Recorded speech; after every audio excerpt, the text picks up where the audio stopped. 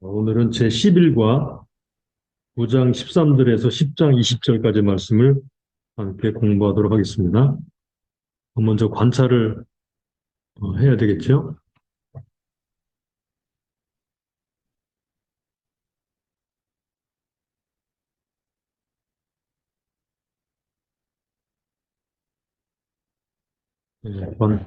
관찰 도표를 보면서 관찰을 하겠습니다.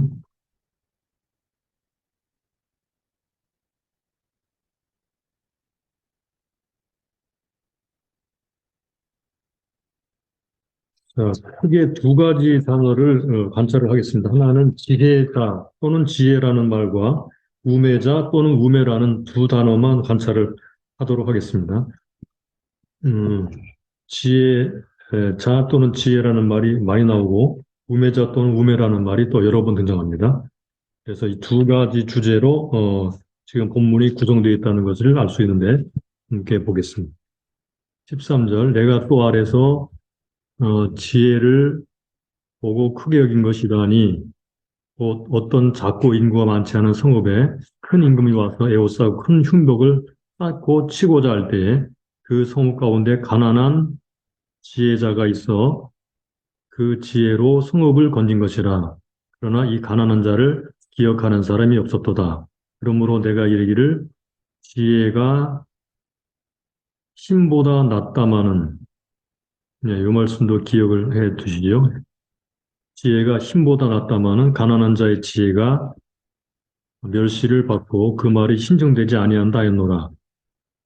종종 들리는 지혜자의 말이 우매자의 어른의 호령보다 나오니라. 여기 우매자의 어른의 호령보다 나오니라. 지혜가 병기보다 나오니라. 여기 나오니라. 아까는 힘보다 낫다 그랬고요. 어른의 호령보다 낫다. 지혜가 병기보다 낫다. 이것도 기억해 두시죠. 그러나 한 죄인이 많은 선을 회개케 하느니라. 10장 1절 죽은 파리가 향기름으로 악취가 나게 하는 것 같이 적은 우매가 적은 우매가 지혜와 존귀로 패하게 하느니라. 적은 우매가 지혜와 존귀로 패하게 하느니라. 지혜자의 마음은 오른편에 있고 우매자의 마음은 왼편에 있느니라. 우매자는 길에 행할 때에도 지혜가 결핍하여 각 사람에게 자기의 우매한 것을 말하느니라. 길을 행할 때에도 각 사람에게 우매한 것을 말하는 사람은 우매자입니다. 4절 주권자가 내게 분을 일으키거든 너는 내 자리를 떠나지 말라. 공순이 큰 허물을 경하게 하느니라. 내가 해 아래서 한 가지 패단 곧 주권자에게서 나는 허물인 듯한 것을 보았노니 우매자가 크게 높은 지위를 얻고 부자가 낮은 지위에 앉는도다. 또 보았노니 종들은 말을 타고 방백들은 종처럼 땅에 걸어 다니는도다. 함정을 파는 자는 거기 빠질 것이요. 주제가 바뀌는 것을 알 수 있죠. 그죠? 여기는 주매 1절부터 3절까지는 지혜의 영향력을 말하다가 그 다음에 주권자를 말하다가 그 다음에 이제 어, 함정을 판다는 말로 바뀌죠. 8절 함정을 파는 자는 거기 빠질 것이요 암을 허는 자는 뱀에게 물리리라.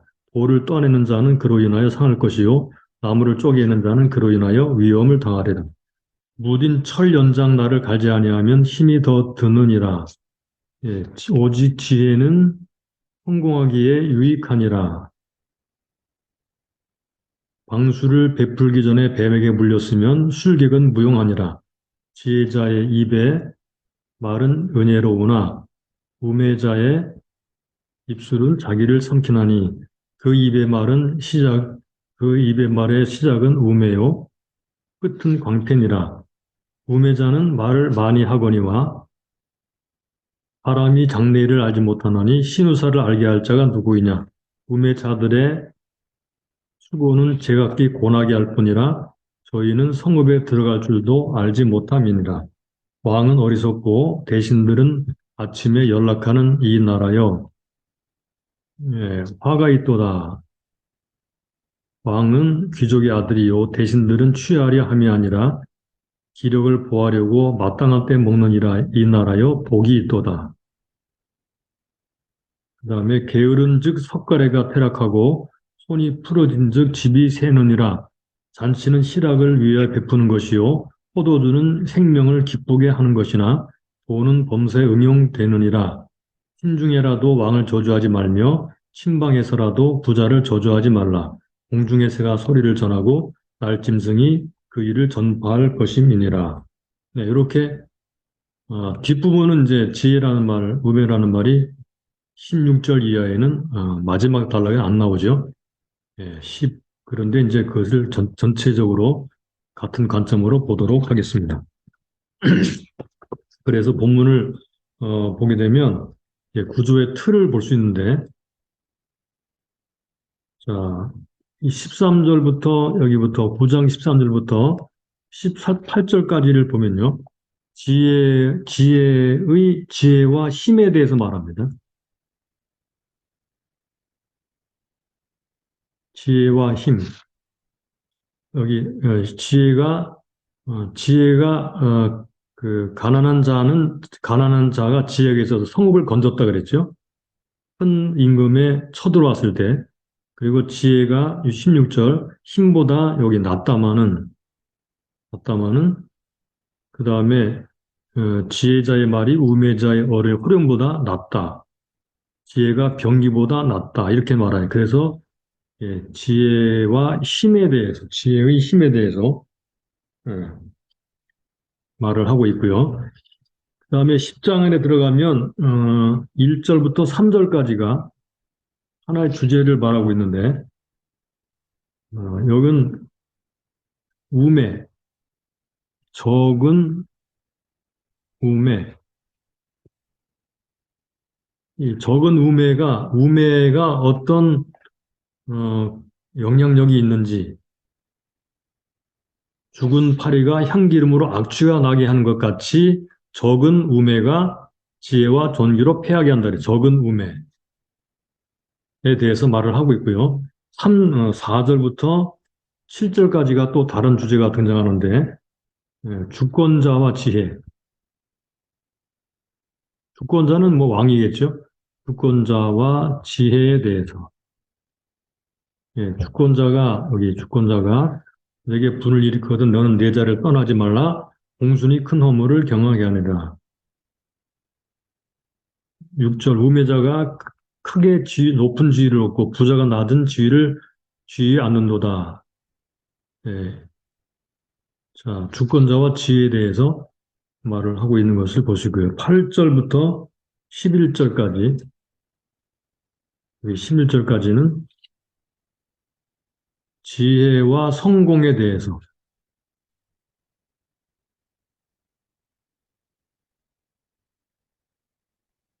지혜와 성공에 대해서 말을 하는 그런 단락인 것을 알 수 있습니다. 10절에 오직 지혜는 성공하기에 유익하니라 그랬습니다. 그 다음에 12절부터 15절까지 여기가 또 다른 주제가 하나 등장하는데 여기는 지혜, 우매자의 말과 무지, 우매자를 말합니다. 우매자의 말, 그리고 무지. 지혜자의 입의 말은 은혜로우나 우매자 입술은 자기를 삼키나니 그 입의 말의 시작은 우매요. 끝은 광팬이라. 우매자의 말을 지금 말하죠. 14절 우매자는 말을 많이 하거니와 우매자들의 수고는 제각기 고나게 할 뿐이라. 이렇게 그들의 말이 허망한 것이라는 것을 보여주죠. 마지막 16절부터 20절까지. 네, 여기는 어, 여기 그 화 있도다, 복이 있도다 그랬죠. 그래서 화 있는 나라, 복 있는 나라. 이렇게 주제가 돼 있는데요. 이거를 이제 해석하기에 따라서 요거는 이제 어리석은 나라에 대해서 말하는 쪽으로 말을 하는 것 같이 보여집니다. 해석이 참 이제 이렇게 저렇게 해서 의미가 달라지는데 일단은 이렇게 보겠습니다. 어리석은 나라에 대해서 말하는 단락이다라고 보겠습니다. 자, 그러면 단락 나누기를 하고 제목을 정해볼까요?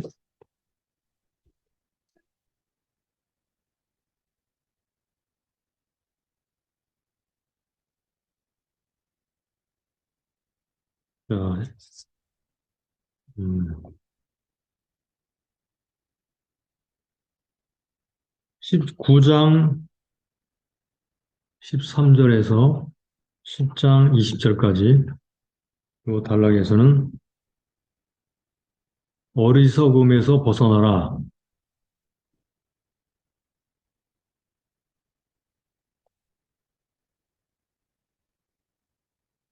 어리석음에서 벗어나라. 9장 13절에서 18절까지는 어리석은 힘, 이렇게 정해보고요. 10장 1절로 3절까지는 어리석음의 영향력,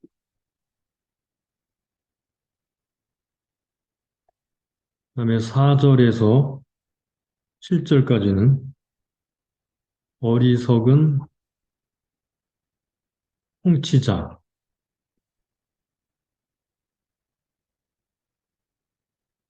그다음에 8절에서 11절까지는 어리석은 성공주의,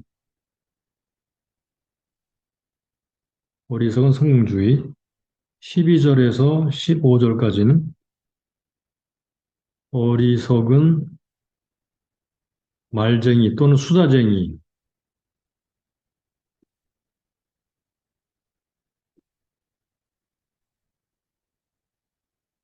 네, 이렇게 적어봤습니다. 16절에서 20절까지 어리석은 나라.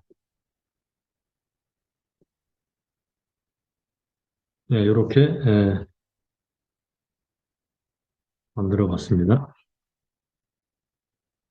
이 어리석음에서 벗어나라. 그래서 이 어리석음에서 벗어나라는 관점으로 각 단락을 다 보니까 첫 단락에는 어리석은 힘에 대해서, 그 다음에는 영향력에 대해서, 그 다음에 통치자에 대해서, 성공주의에 대해서, 말쟁이에 대해서, 그 다음에 나라에 대해서, 이런 주제별로 단락이 진행된다는 것을 알 수가 있었습니다. 자, 그러면 이제 해석에 들어가서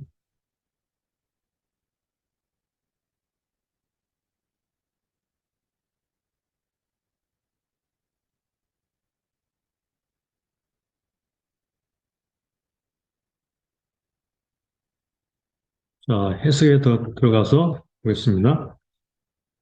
첫 번째 그 단락인 이 9장 13절부터 18절까지는 우리가 좀 전에 단락을 나눌 때 어리석은 힘이라고 했죠, 그죠? 자, 그것을 염두에 두고 이 단락에서는 뭘 말하려고 하는지 음, 살펴보도록 하겠습니다. 근데 먼저 15절을 보고 15절이 좀 난해하거든요. 15절을 먼저 보도록 하겠습니다. 그 성읍 가운데 가난한 지혜자가 있어서 그 지혜로 그 성읍을 건진 것이라. 건진 것이라. 그러나 이 가난한 자를 기억하라는 사람이 없었도다. 이렇게 개역 성경 이렇게 되어 있거든요. 근데 공동 번역에는요. 여기 그는 가난하였다. 여기 그 사람은 지혜로 성읍 성읍은 위기를 면할 수도 있었을 터인데 이렇게 돼 있어요. 가난한 사람을 인정하는 자가 하나도 없었다. 이렇게 번역이 됐고요. 표준 세 번역은요. 그 지혜로 성을 여기 구하였다. 이렇게 번역했어요. 그 다음에 현대인의 성경도 구했다 이렇게 번역했어요. 대부분의 역본들이 개역성경처럼 그렇게 했는데 여기 GNB, NEB, NSB의 난외 주석은 그가 성을 구했을지도 모른다라고 그 외의 사람들도 요 견해를 따라요. 그래서 어, 이, 어, 이 사람이 성읍을 구했는지 아니면 구했을 수도 있었는데 인정받지 못해서 구하지 못했는지라고 하는 그 사이에 해석이 이제 차이가 나죠. 어, 그런데 그 양쪽 견해를 다 그 우리가 살펴본 결과에 의하면 말하고자 하는 것이 뭐냐면 이거죠. 여기 지혜가 힘보다 낫다는 것입니다.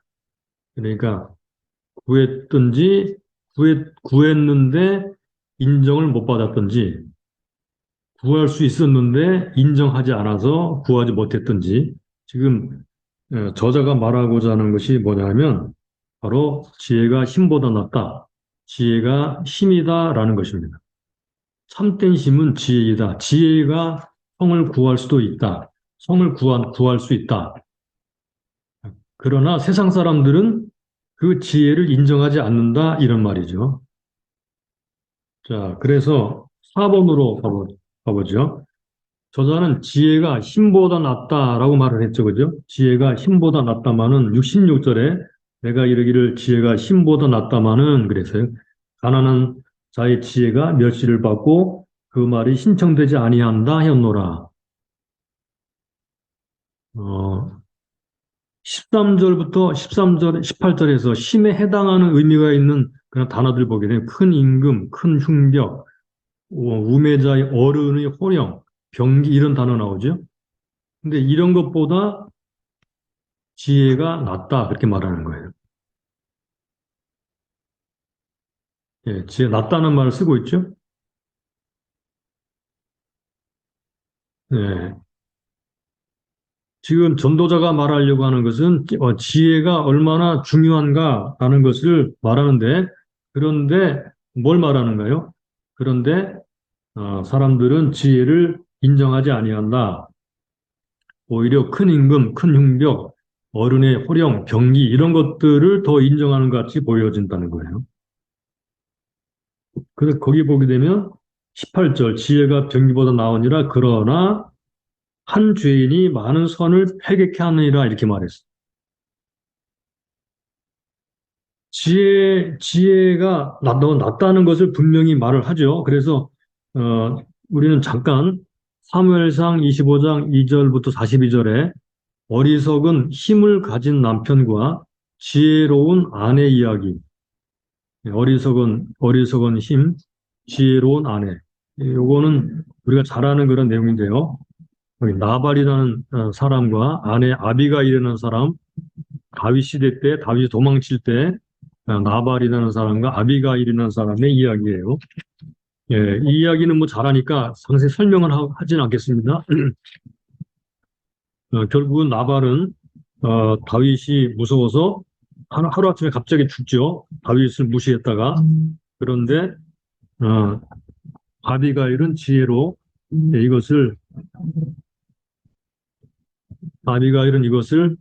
잘 이제 지혜로 다 대처를 하게 되죠. 그래서 33절 또 내 지혜를 칭찬할지며 그랬죠. 내 지혜를 칭찬.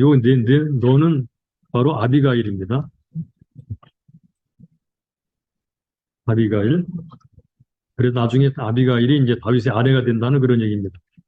그러니까 지혜가 얼마나 힘이 있는가라는 것을 보여주는 그런 대목이에요.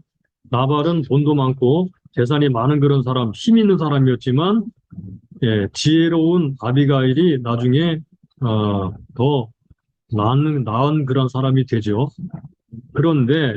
그런데 거기에 우리가 18절에 나오는 말, 그러나 한 죄인이 많은 선을 패괴케 하느니라.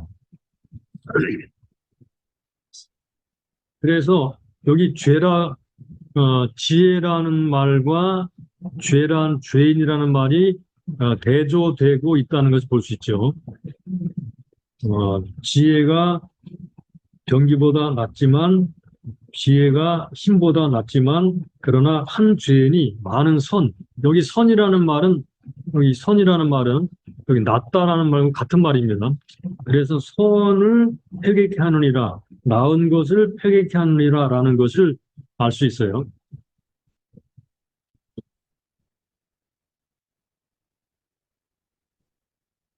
그래서 한 죄인이 많은 선을 망친다.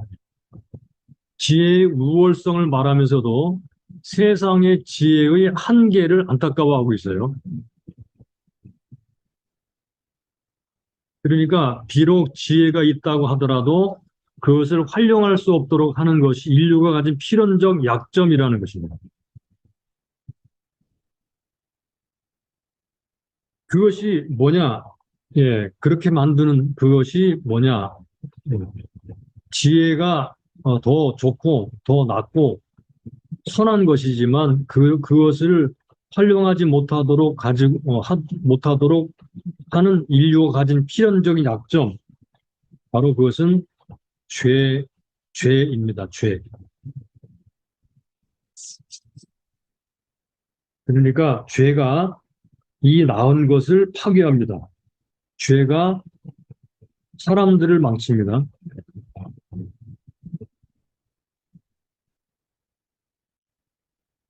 죄가 사람들을 망칩니다. 지혜의 유익을 망치는 것은 죄입니다. 지혜의 우월성, 지혜의 유익을 망치는 것은 죄입니다. 죄가 들어오면 지혜를 외면합니다.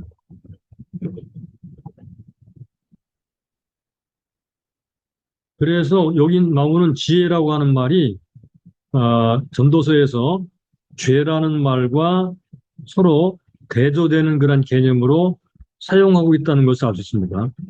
지혜를 가지면 죄에서 멀어지게 되고 지혜를 버리면 죄와 가까워지게 되죠.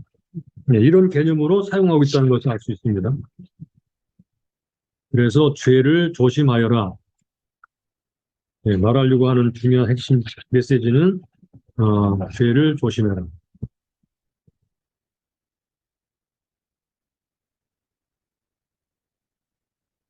지혜를 가까이 하라.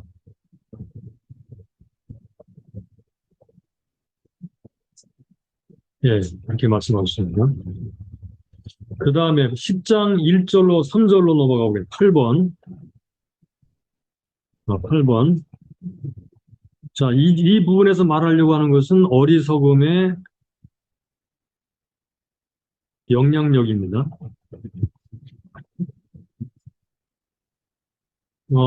이 앞단락에서 말하려고 하는 것은 뭐냐면, 이거는 지혜와 죄와의 관계예요. 그 다음에 1절부터 3절까지에서 말하려고 하는 것은 어리석음의 영향력. 자, 먼저 우매라는 단어를 의미를 잠깐 볼까요? 우매. 우매라는 말은 자, 10장에서 우매함이라는 단어가 9번이 사용됩니다. 그러니까 굉장히 많이 사용되죠.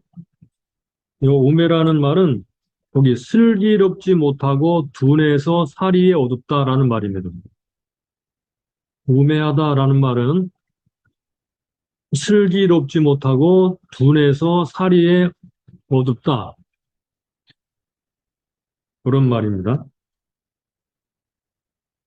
자, 그러면 이 어리석은 자는 어떤가? 구체적이지 않고 피상적이다. 이런 특징이 있고요. 두 번째, 하나님의 계획과 때에 대해서는 생각하지 않는다. 이런 특징이 있고요. 그는 욕심꾸러기이며 바보이다. 이런 세 가지 특징이 있어요. 어리석은 자의 특징, 구체적이지 않고 피상적이다. 네, 이렇게 메모를 해두시면 되겠죠. 구체적이지 않고 피상적이다. 그는 하나님의 계획과 때에 대해서는 생각하지 않는다. 그는 욕심꾸러기이며 바보이다. 그러니까 결국은 어리석은 자는 항상 예, 자기 중심적입니다.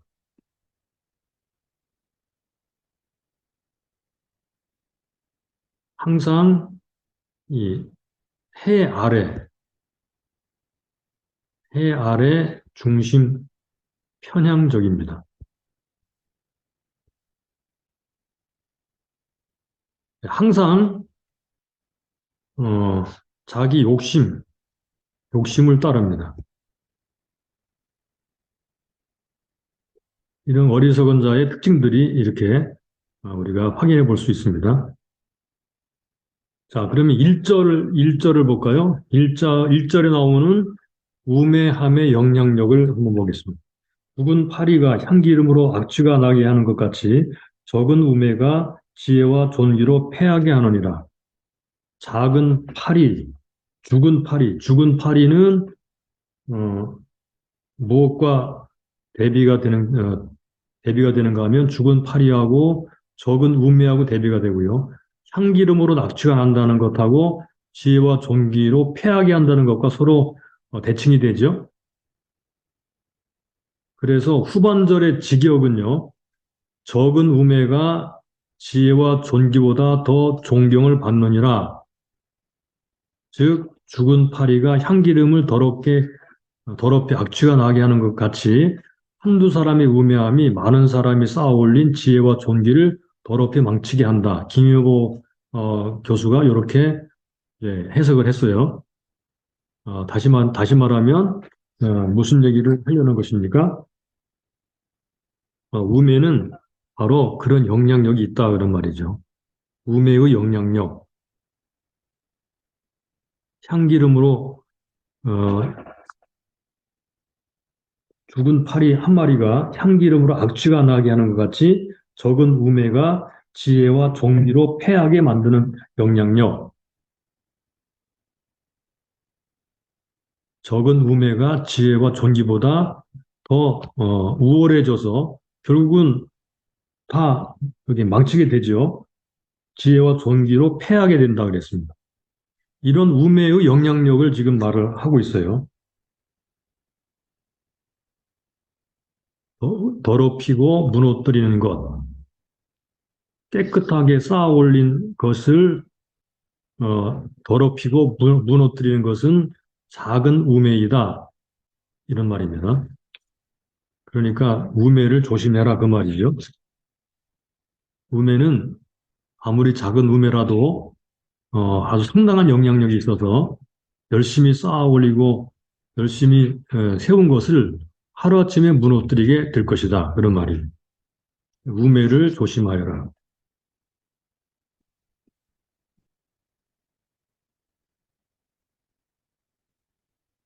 예, 아까 우매가 뭔지 어떤 특징이 있는지 아까 봤죠, 그죠? 이런 특징.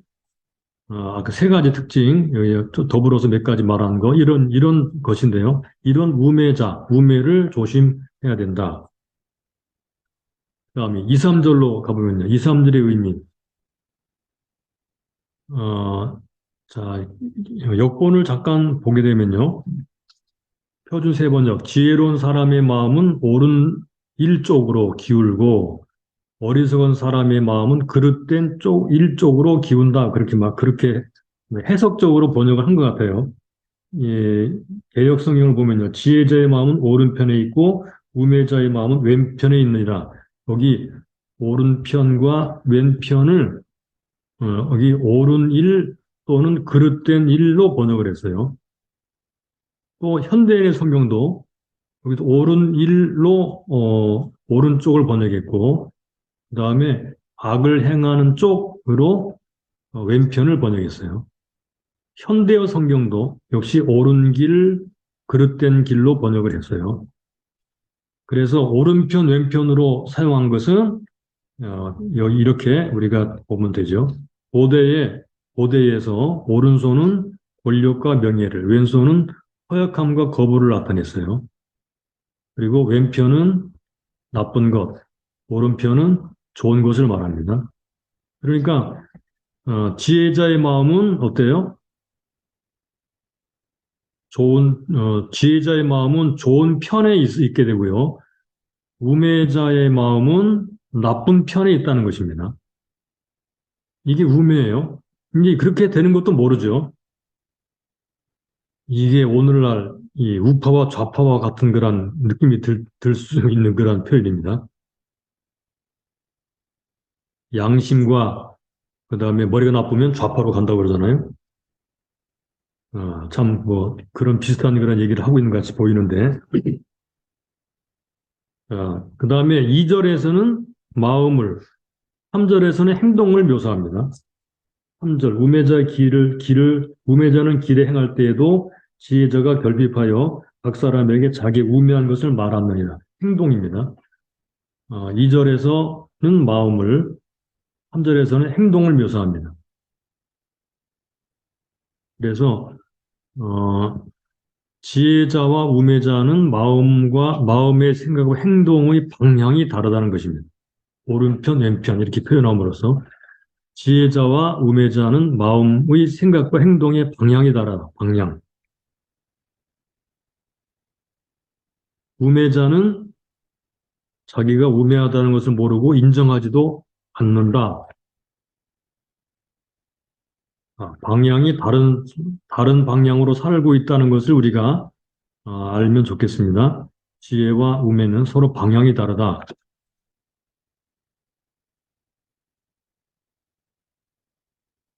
자, 그 다음에 13절부터, 9장 13절부터 1장, 10장 3절까지, 그리고 여기까지는 10장의 나머지 단락에서 주고자 하는 교훈의 원리처럼 보여집니다. 그러면 11절부터 3절이 주는 교훈을 한 문장으로 기록하라 그랬는데, 예, 간단히 말하면 이런 말입니다. 어리석음은 늘 안 되는 쪽으로, 안 좋은 쪽을 따라가도록 큰 영향력을 행사한다. 그러므로 조심하라. 그런 말이죠. 우리말 속담에 미꾸라지 한 마리가 온 웅덩이를 흐린다라고 하는 것처럼,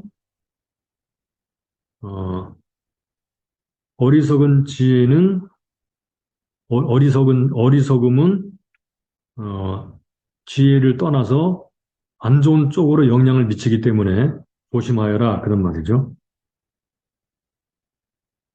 예. 간단히 말하면 어리석음을 조심하라.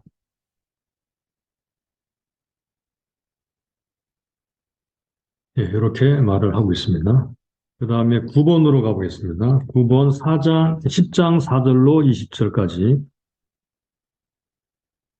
여기서는 4절부터 20절까지 여기서는 4개의 어리석은 경우를 제시하고 있습니다. 4개의 어리석은 경우. 그러면 볼까요? 먼저 10장 4절로 7절. 이거는 첫째로 어리석은 권력자. 첫째, 어리석은 권력자. 4절로 7절까지 어리석은 권력자에 대해서 말합니다. 자, 4절로 7절까지는요, 두 종류의 통치자가 나오는데, 주권자라는 말이 어떻게 서로 다른 말로 사용된 것을 볼 수 있습니다. 자, 4절로 주권자가 내게 분을 일으키거든 너는 내 자리를 떠나지 말라. 공순이 큰 허물을 경하게 하는 내가 해 아래서 한 가지 패단 곳 주권자에게 나는 허물인 듯한 것을 보았노니 우매자가 크게 높은 지위를 얻고 부자가 낮은 지위 않는도다. 또 보았노니 종들은 말을 타고 방백들은 종처럼 땅에 걸어 다니는도다. 이렇게 주권자라는 말이 2번 나오잖아요. 그런데 각각 다른 말로 사용됐어요. 여기 그 모쉘이라는 말 4절에 주권자가 내게 분을 일으키거든 이렇게 말해요. 요거는 역시 지도자라는 말인데 여기 단어가 모쉘이라는 말로 사용됐는데 어떤 때 사용되는가 하면 쉽게 분노를 일으키고 교만한 통치자를 일컬을 때 모쉘이라는 말이 사용되었어요. 그 다음에 5절에서 또 주권자라는 말이 또 나오잖아요. 이 말은 똑같은 지도자라는 말인데도 히브리어 단어가 달라요. 샬리트라는 말입니다. 샬리트. 이거는 우유부단한 통치자를 이끌을 때 이 단어가 사용되었어요. 그러니까 이런 단어들은 이해할 수 없는 결정을 내리거나 모순되는 일을 행하는 경우에 사용됩니다. 사용되었습니다. 우유부단한 통치자라는 말이 두 종류의 단어로 사용되었다는 것을 일단 전제를 하고 이 두 종류의 통치자가 나온다는 것, 쉽게 분노를 일으키고 교만한 사람, 또 우유부단한 사람, 이런 사람들이 통치자로 지금 세워져 있습니다. 그럴 때 이제 문제가 일어나게 되는 거죠. 그것이 패단이라 이렇게 말을 하고 있는 거예요. 열왕기상 12장 1절로 24절까지 보면요. 여기 르호보암 얘기 나오죠. 이 이야기도 우리가 잘 아니까. 르호보암은 나이 든 사람들, 6절에 보면요. 부친 솔로몬의 생전에 앞서 노인들과 의논을 했지만 결국은 누구의 의견을 들었습니까? 13절을 보면요. 젊은 사람들의 의견을 들었습니다. 왕이 포악한 말로 백성들의 노인의 교도를 버리고 소년의 가르침을 쫓았다. 이거는 이 르호보암이라는 주권자가 얼마나 어리석은 것인가를 보여주는 참으로 중요하고도 실제적인 예라고도 볼 수 있습니다. 그래서 지도력과 지혜가 아주 중요한데 어떻다는 말입니까? 지도자, 권력을 가진 지도자는 어, 지혜가 있어야 된다.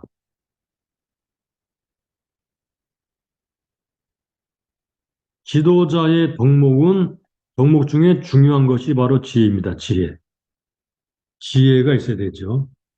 지혜로운 지도자는 어떤 사람인가?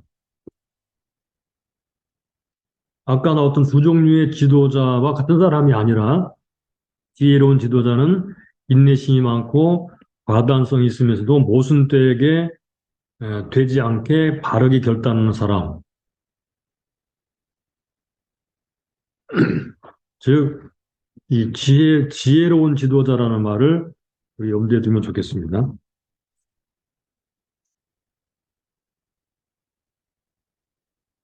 만약에 지금 6절과 7절에 나오는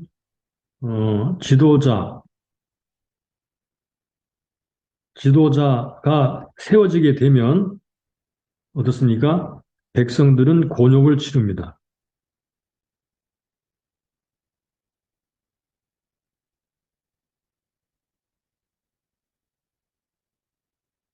근데 이것은 왕정시대 때의 이야기인데요. 그런데 현재 민주주의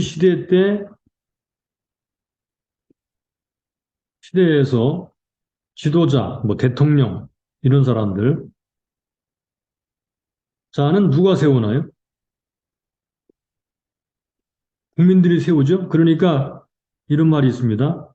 국민의 수준이 지도자 또는 정권, 의 수준을 정한다. 그런 말이죠.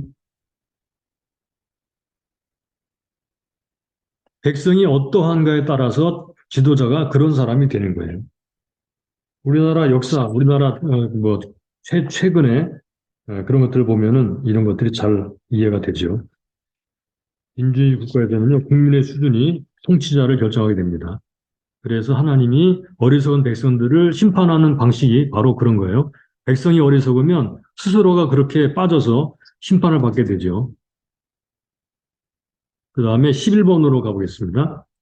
10장 8절부터 11절. 자, 여기서 말하려고 하는 주제는 두 번째로 어리석은 성공지상주의자.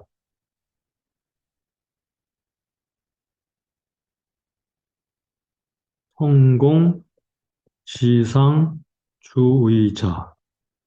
네, 이렇게 정의받습니다. 어리석은 성공주의자. 각 절들이 비유한 의미를 간단하게 보겠습니다. 8절. 함정을 파는 자는 거기 빠질 것이요 담을 허는 자는 뱀에게 물리리다. 요거는 8절에서 말하는 바는요. 악한 자의 수고는 악한 열매로 보상받는다라는 말입니다. 그 다음에 9절은 돌을 떠내는 자는 그로 인하여 상할 것이요 나무를 쪼개는 자는 그로 인하여 위험을 당하리라.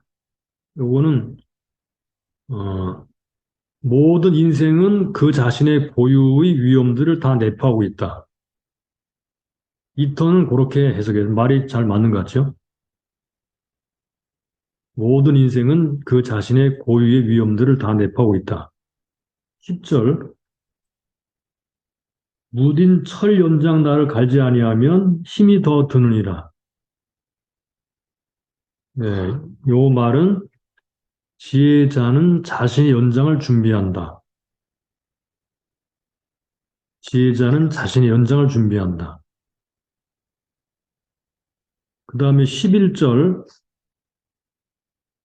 방수를 베풀기 전에 뱀에게 물렸으면 술객은 무용하니라. 이 턴이 말한 것이 적절한 같이 보여집니다. 게으름은 자신이 가진 능력을 무력화시킨다. 게으름에 대한 경고입니다. 자, 그러면 8절로부터 11절까지 해서 성공에 대한 지혜자와 우매자의 태도에 대해서 배운 것을 간단하게 정리해 보겠습니다. 우매자의 특성은 아까도 얘기한 것처럼 이 피상성과 성급함이 있습니다. 우매자는 피상적입니다. 구체적이지 않고 피상적이고요. 성급합니다. 그런데 지혜자는 일어날 일을 미리 예견하고 철저히 준비하고 성급하게 행동하지 않습니다. 본문은 특히 10절에서 지혜자, 우매자의 대표적인 모습을 보여주려고 하는 것 같이 보여주는데 10절 무딘 철 연장날을 갈지 아니하면 힘이 더 덧니라. 오직 지혜는 성공하기에 유익하니라. 이렇게 말을 했어요.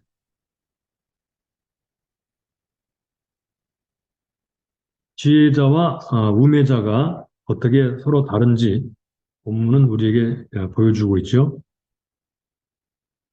자, 그러면 이 단락 8절로 11절에서 교훈하는 바 간단하게 적어보라 그랬는데요. 어, 지혜로운 자는 성공하기 급급하여 함정을 파지 않고 미리 대처하고 준비한다. 이렇게 적을 수도 있고요. 또 지혜자는 성공을 위해 성급하게 서둘지 않는다. 잘 생각하고 준비한다. 지혜자는 일이 항상 성공한다고 생각하지 않지만 그렇다고 늘 실패한다고 생각하지도 않는다. 그냥 여기 최선을 다해 준비하여 일을 성공시킨다 그랬습니다. 일의 성패가 하나님의 손에 있다는 것을 알지만 최선을 다하는 것도 있지 않는다. 자, 그래서 두 가지죠. 하나는 최선을 다하는 것. 두 번째는 음, 하나님의 손에 있다는 것을 믿는 것. 하나님의 손을 믿는 것입니다. 이게 지혜자의 성공에 대한 특징입니다. 어리석은 자는 그 반대입니다. 성급하게 서둘기도 하고 준비를 안 하면서 성공하기에 급급하게 함으로 말미암아 함정에 빠지게 되죠. 그러나 지혜자는 최선을 다합니다. 준비하고 생각하고 성급하게 서둘지도 않습니다. 그러면서도 최선을 다해 준비합니다. 그렇게 성공시킵니다. 그런데 그것은 하나님의 손으로부터 나왔다고 믿습니다. 하나님의 손을 믿습니다. 그러므로 그 우매자는 성공 지상주의입니다. 성공 지상주의자입니다. 성공 지상. 근데 성공하려고만 그냥 하지 앞뒤 재지 않고 무조건 성공을 향해서 달려갑니다. 그러다가 넘어지고 쓰러지고 뭐 터지고 낭패를 당하죠. 그러므로 지혜자는 성공 지상주의가 아닙니다. 그래서 성공 지상주의에서 벗어나라라고 하는 것이 본문의 어, 간단한 정리입니다. 성공지상주의에서 벗어나라. 최선을 하되, 최선을 다하되 하나님의 손을 믿어라 하는 것입니다. 자, 그 다음에 12번으로 가보겠습니다. 자, 오늘은 이제 이 12번에서는 이제 남은 두 가지 경우, 어리석은 경우를 연구해 보도록 하겠습니다. 먼저 12절로 15절까지. 여기서 말하려고 하는 것은 세 번째, 어리석은 수다쟁이입니다. 말이 많다는 거죠. 어리석은 수다쟁이. 12절로 15절까지 핵심 단어는요, 이 말이라는 말이 나오죠. 말이라는 말이 반복해 나옵니다. 12절로 15절. 지혜자의 입의 말은 은혜로우나 우매자의 입술은 자기를 삼키나니 그의 입의 말의 시작은 우매요 끝은 광팬이라. 우매자는 말을 많이 하거니와 사람이 장래를 알지 못하나니 신호사를 알게 할 자가 누구이냐. 우매자들의 수고는 각제각기 고나게 할 뿐이라 저희는 성읍에 들어갈 줄도 알지 못함이니라. 이렇게 말을 했습니다. 자, 말이라는 말 여러 번 등장했죠?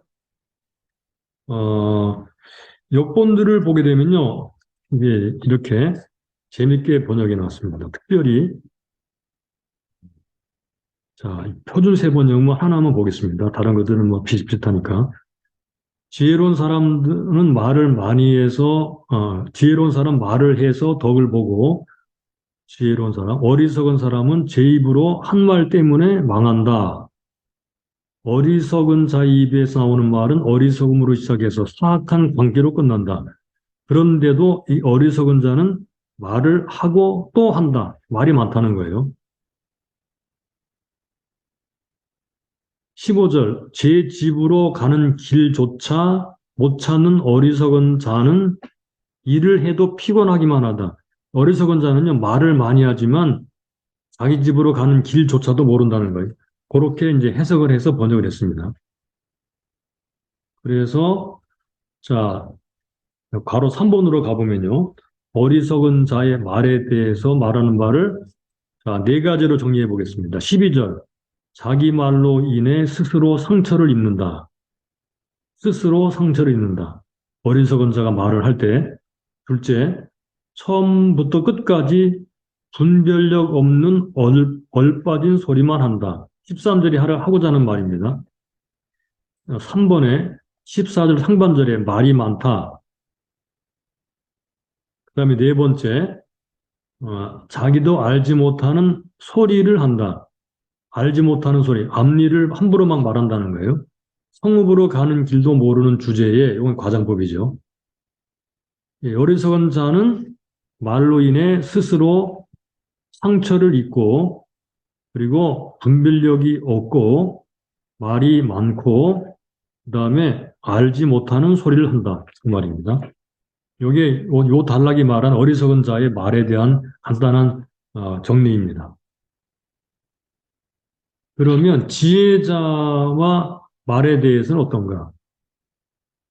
예, 요거는 이제 상형 구절을 좀 간단하게 인용했는데, 여기 잠언 10장 19절, 말이 많으면 허물을 면키 어려우나, 요거는 어떤 사람이에요? 요건 어리석은 자죠. 우매자. 그 입술을 제어하는 자는 지혜가 있느냐. 요건 지혜자입니다. 입술을 제어하는 자. 그래서 전도서 본문은 지혜자의 입의 말은 은혜롭다. 이렇게 말해요. 은혜를 입는다, 은혜를 입힌다는 뜻으로 해석이 가능한 말입니다. 은혜롭다. 그러니까 지혜자는 어, 남에게 우리 지혜자는 말에 있어서 자신에게나 남에게 해를 입히지 않는다. 그리고 지혜자는 말을 적절하게 한다. 모르는 것을 아는 것처럼 말하지 않는다. 실수가 없도록 할 뿐 아니라 말은 소금같이 한다. 자, 그래서 말하려고 하는 것이 무엇입니까?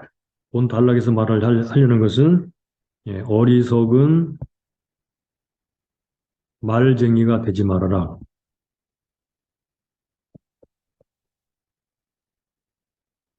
말로만 한몫 보려고 하는 어리석은 자가 되지 말아라. 지혜로운 사람, 말에 있어서도 지혜로운 사람이 되라는 말이죠. 자, 그 다음에 네 번째가 마지막 단락입니다. 10장 16절로 20절. 네 번째, 어리석은 나라. 네, 이렇게 이제 주제를 잡아봤습니다. 16, 17절에는 성숙한 왕과 대신들, 그리고 미성숙한 왕과 대신들이 나옵니다. 똑같이 먹고 마시는데 한쪽은 저주를, 한쪽은 축복을 받습니다. 그 이유는 무엇일까요? 그 이유는 무엇인가? 자, 나쁜 정부를 가진 나라의 불행과 좋은 정부를 가진 나라의 행복을 말하고 있는 거예요.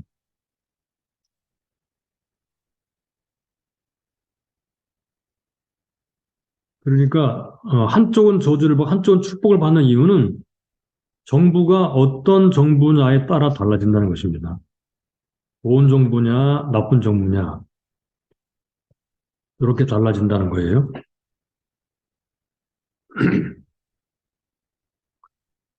전자는 방탕함을 위해 먹고 후자는 국가를 위해 적절히 먹습니다. 그렇게 표현하는 거죠. 왕이 어리다는 것은 위험하고 정치가 안정되지 않은 나라라는 것을 말하는 것이고, 왕이 귀족 출신 혹은 귀족의 성품을 지닌 존경받는 인물인 나라는 안정된 나라라고 말을 하는 거예요.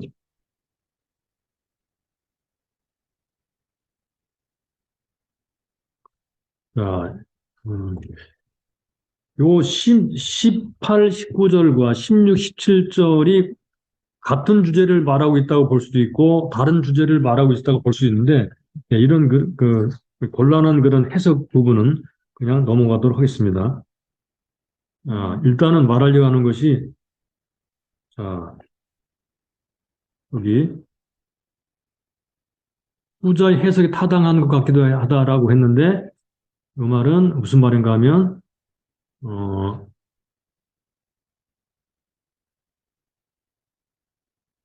여기 16절과 18절을 19절에 분명히 하고 있다는 견해 16절과 18절을 16절과 왕은 노리고 대신들은 아침에 연락하는 나라에 화가 있도다. 18절 게으른즉 석가래가 퇴락하고 손이 풀어진즉 집이 새느니라. 19절 잔치는 희락을 위해 베푸는 것이 포도는 생명을 기쁘게 하는 것이나 돈은 범사에 응용되느니라. 이렇게 말을 했는데 이렇게 16절과 18절이 19절에서 분명히 되고 있다는 견해가 있고요. 그 다음에 그러나 그 전자는 음식과 포도주와 돈은 하나님이 주신 선물로 보고요. 그리고 그것을 누리게 되면 복을 받게 됩니다. 그건 복된 것입니다. 그러나 그걸 소비하고 탕진하면 화를 당하게 되는 죄를 짓게 된다는 것입니다. 그래서 제가 해석하는 것하고 김인보 교수 말이 두 가지 해석이다. 가능하게 되죠. 어리석은 쪽으로 볼 것이냐 아니면 좋은 쪽으로 볼 것이냐라는 것이 서로 해석이 가능하게 되는데 어, 제가 해석한 것은 여기 3, 괄호 3번을 보죠. 보는 하나님이 주시는 것입니다. 그리고 필요한 것입니다. 19절 하반절. 보는 범사에 응용됩니다. 그러나 보는 모든 문제 해답이라고 생각한다면 그들이 통치하는 나라, 그러한 백성 사람은 어떻게 되겠습니까? 그러니까 19절 하반절이 But money is the answer for everything. 돈이 모든 것의 답이다. 이렇게 이제 돼 있거든요. 그러니까 돈 중심으로 나라가 돌아가는 것, 돈은 필요한 것이고 하나님이 주신 것이지만 돈이 모든 문제 해답이라고 생각하는 나라는 어떻게 되어 있느냐라는 쪽으로 해석을 하게 되면 해석이 좀 달라지게 돼요. 하여튼 이런 해석적인 문제는 너무나 이제 골치가 아프기 때문에 너무 상세하게 얘기하지는 않겠습니다. 우리가 또 다 알 수도 없고요. 자, 아무튼 말하려는 것이 무엇입니까? 자, 여기서 말하는 것은 국가도 어리석음에서 벗어나야 한다.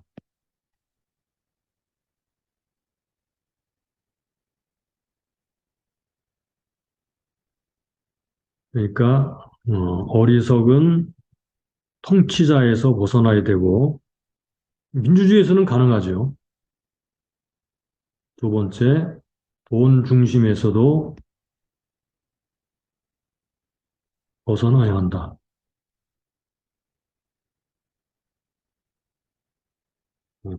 하나님 보시기에 복이 있는 그런 나라가 되어야 되겠죠. 청렴하고 국민을 생각하는 정권을 준 나라, 국민도 그런 정권에 순응하는 나라, 이런 나라가 복을 받은 나라입니다. 그러나 국민이나 정권이나 다 어리석게 되면 참으로 그건 진짜 불행한 그런 나라가 되는 거죠. 자, 마지막으로 이제 14번으로 가보겠습니다. 14번. 우리가 지금까지 쭉 살펴본 그런 이번 장의 핵심은 어리석음에서 벗어나야 한다라는 것입니다. 어리석음에서 벗어나라는 것이 핵심 메시지인데 첫 번째는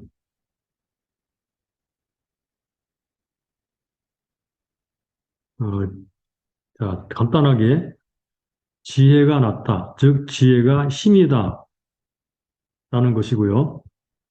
그런데 요 힘을 망치는 것이 죄이기 때문에 죄를 조심하여서 지혜를 따르라는 거죠. 죄는 곧 어리석음과 통용됩니다. 어리석음과 같은 거죠. 어리석음으로 말미암아 많은 죄와 실패가 나타나게 되는 거죠. 두 번째, 어, 악한 편에 서지 말라. 그리고 작은 일을 소홀히 하지 말라. 10장 1절로 3절, 그렇게 말합니다. 악한 편에 서지 말라. 어, 작은 일을 소홀히 하지 말라. 그거는 이 영향력에서 어리석음의 영향력에서 벗어나라. 에서 벗어나라는 말이죠. 우리 첫 번째 단락에서는 죄와 관련됐고요. 두 번째는 영향력과 관련돼 있어요. 세 번째,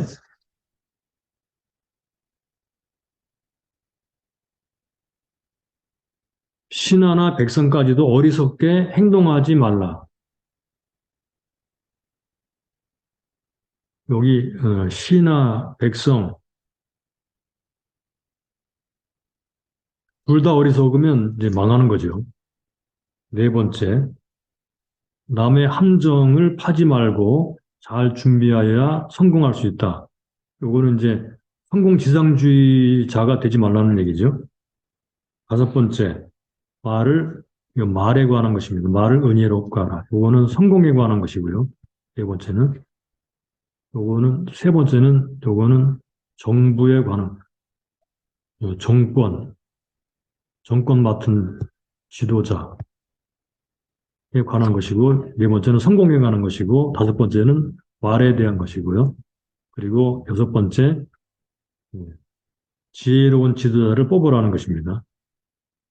이거는 정부에 관한 것입니다.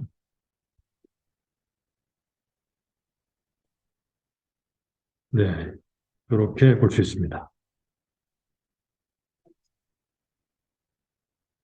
한마디 말하면 지금까지 전체 큰 주제는 어리석음에서 벗어나라.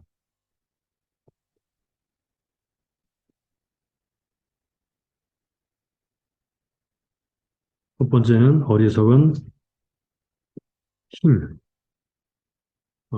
지혜는 힘인데 그 힘을 망치게 하는 것에서 벗어나라고. 두 번째는 영향력. 세 번째는 지도자. 네 번째는 성공. 여섯 번째는 말. 여섯 번째는 정부. 예, 요런 부분에서 어리석음에서 벗어나라. 그러니까 어리석음은 단순히 개인적인 문제만이 아니라 우리의 삶에 뭐 정치의 영역까지 전반에 걸쳐서 영향력이 있다는 것입니다. 그 어리석음은 곧 죄와 연결되어 있어서 이 어리석음에서 벗어나는 것이 진짜 지혜롭게 살기 위한 하는 방향성을 갖는 것이다. 그렇게 말을 하고 있는 것입니다.